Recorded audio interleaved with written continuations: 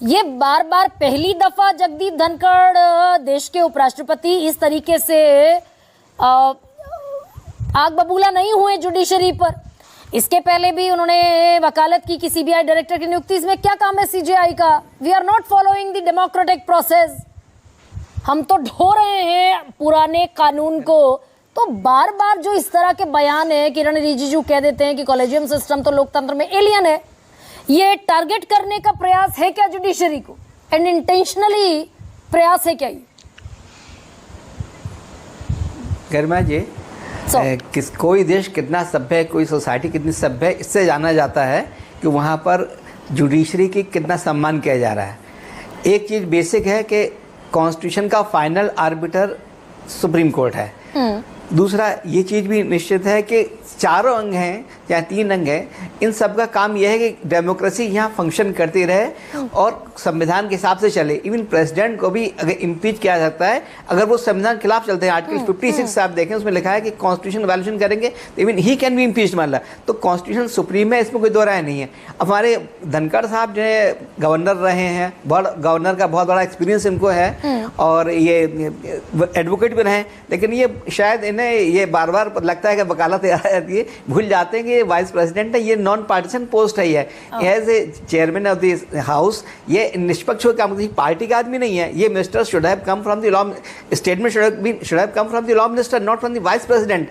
और जुडिशरी का सम्मान एक संस्था दूसरे के लिए पब्लिकली बोले तो खराब लगेगा। मतलब आप ये कह रहे हैं कि इस तरह के बयान अगर आए भी, सर आप ये कह रहे हैं कि अगर इस तरह के बयान आए भी तो कानून मंत्री दें, उपराष्ट्रपति के तौर पर, राज्यसभा चेयरपर्सन के तौर पर शोभा नहीं देता।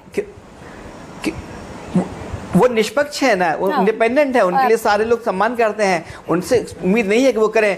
अब देखिए आपने रिपीटेडली कई बार बेसिक स्ट्रक्चर पे आपने बोले, कॉलेजियम पर बोले, सीबीआई के मैटर में बोले, आज फिर बोले। तो जिस तरह जुडिशरी को खुलेआम पंचिंग बैग बनाया जा रहा है सुप्रीम कोर्ट जुडिशरी को, संभवतः उनके स्तर से ये अपेक्षा नहीं है और मैं समझता हूँ कि शायद उसको रियलाइज अवश्य करेंगे। अब मैं नहीं, एक दूसरी बात बता दूं, आपको याद है प्रेसिडेंट बीबी गिरी सुप्रीम कोर्ट में खुद अपील किए थे।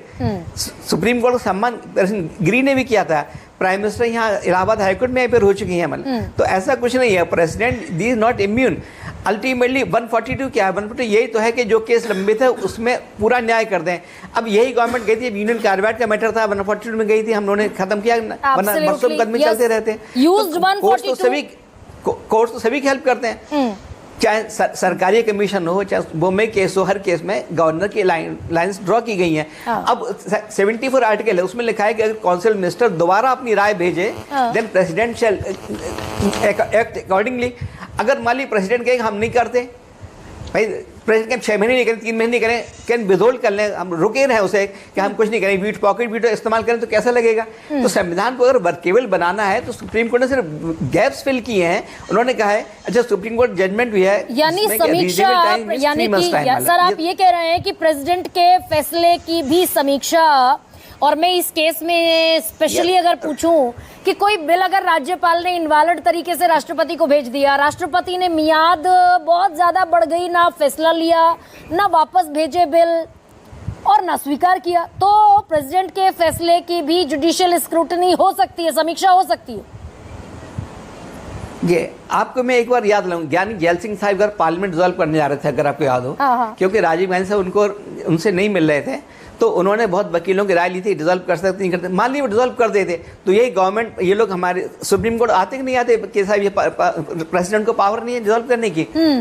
तो अगर ये वक्फ बिल है, मान लीजिए वक्फ वाला ये बिल है, ये पास हो गया, प्रेसिडेंट साहब इस पर अभी साइन न करती 3 महीने 6 महीने, तो गवर्नमेंट क्या, तब ये स्टेटमेंट आता है प्रेसिडेंट साहब का किसी का क्या? मतलब देख, हर आदमी को अपनी सीमाओं में काम करना। बाबा साहब ने यही कहा था कि संविधान तभी सक्सेसफुल होगा जब सब लोग अपनी सीमाओं को जाने और सीमाओं में काम करें। तो चाहे प्रेसिडेंट, चाहे गवर्नर, चाहे सुप्रीम कोर्ट, अपनी सीमाएं जाननी चाहिए इनको। और ऐसा नहीं अननेसेसरी किसी को आप लिंगर ऑन क्यों कर रहे हैं? 10 साल से बिल 5 साल से बिल पेंडिंग है यूनिवर्सिटी वाले, एजुकेशन का क्या हाल हो रहा है? मतलब उन्होंने इतनी तो कहा है कि ठीक है ड्रीम नेशनल मान जाएंगे, ये क्यों? लेकिन इसका कोई कारण तो होगा भाई। अगर एक बार का बयान होता तो भी समझ में आता।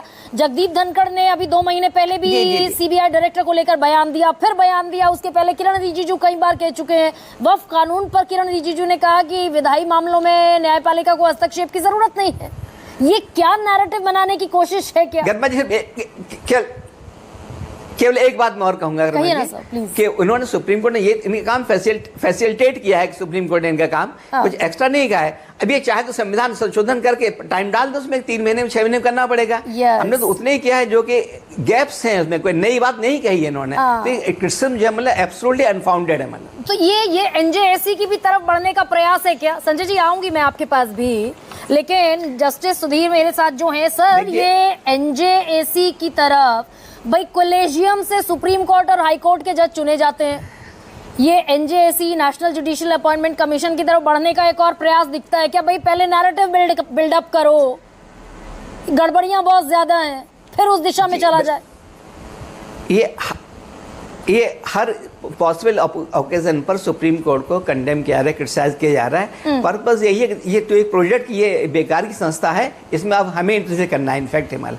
तो ये एक प्रयास है जुडिशरी को बराबर अटैक करने का। मैंने आपसे पहले भी कहा था कि रिपीटेड असॉल्ट्स हो रहे हैं, पंचिंग बैग है, सिंस जजेस can not speak therefore problem है कि वो बोल नहीं सकते, they can speak only through judgments. तो इसलिए डिबेट में आप ये सवाल लेके आए, अच्छा लगता है कम से कम लोग सामने बात तो पहुंचती है कि सही क्या है क्या गलत है। तो जजेस अपनी बात नहीं रख सकते और लगातार पंचिंग बैग्स बनाए जा रहे हैं।